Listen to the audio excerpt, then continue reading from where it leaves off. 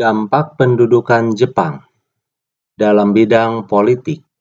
1. Jepang melakukan kebijakan dengan melarang penggunaan bahasa Belanda dan mewajibkan penggunaan bahasa Jepang. 2. Struktur pemerintahan dibuat sesuai dengan keinginan Jepang, misalnya desa dengan ku, kecamatan dengan so, kawadanaan dengan gun, kota praja dengan shi, kabupaten dengan ken, dan karesidenan dengan shu. 3. Setiap upacara bendera dilakukan penghormatan ke arah Tokyo dengan membungkukkan badan 90 derajat yang ditujukan pada Kaisar Jepang Tenno Heika. 4. Membentuk pemerintahan militer dengan angkatan darat dan angkatan laut. Angkatan darat meliputi Jawa dan Madura berpusat di Batavia. Sementara itu di Sumatera berpusat di Bukit Tinggi.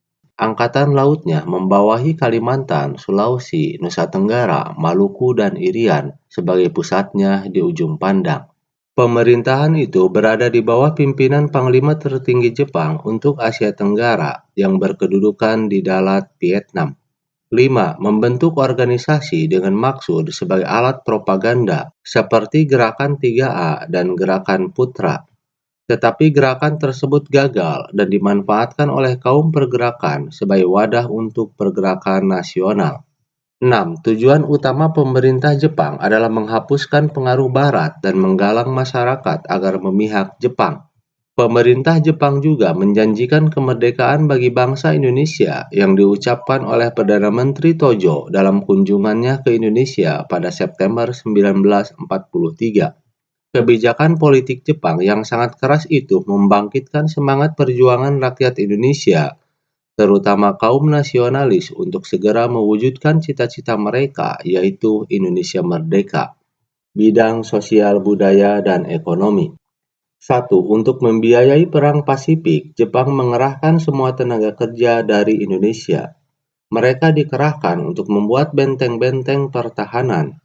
Pengerahan tenaga kerja yang mulanya sukarela lama-lama menjadi paksaan. Desa-desa diwajibkan untuk menyiapkan sejumlah tenaga romusa.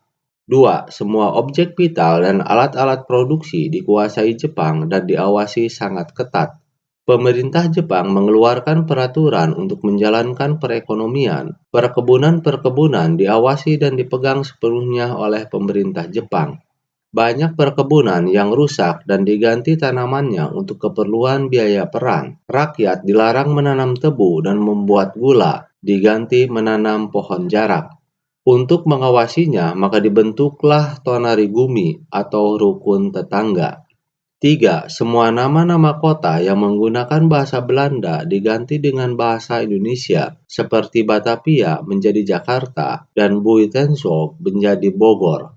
4. Untuk mengawasi karya para seniman agar tidak menyimpang dari tujuan Jepang, maka didirikanlah Pusat Kebudayaan pada tanggal 1 April 1943 di Jakarta yang bernama Kaimun Bunka Shidoso. Bidang pendidikan. 1. Keadaan pendidikan di Indonesia semakin memburuk.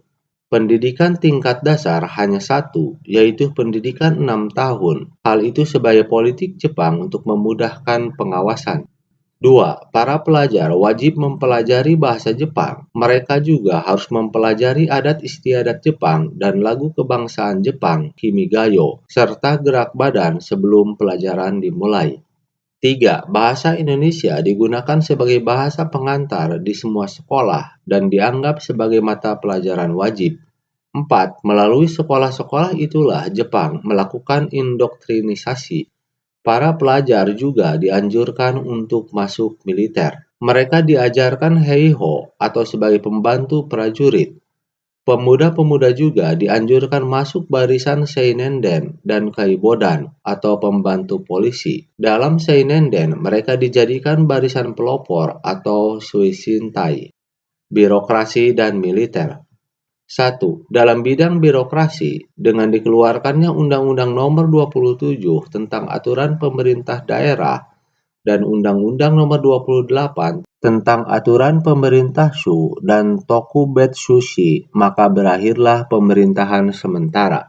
Kedua aturan itu merupakan pelaksanaan struktur pemerintahan dengan datangnya tenaga sipil dari Jepang di Jawa.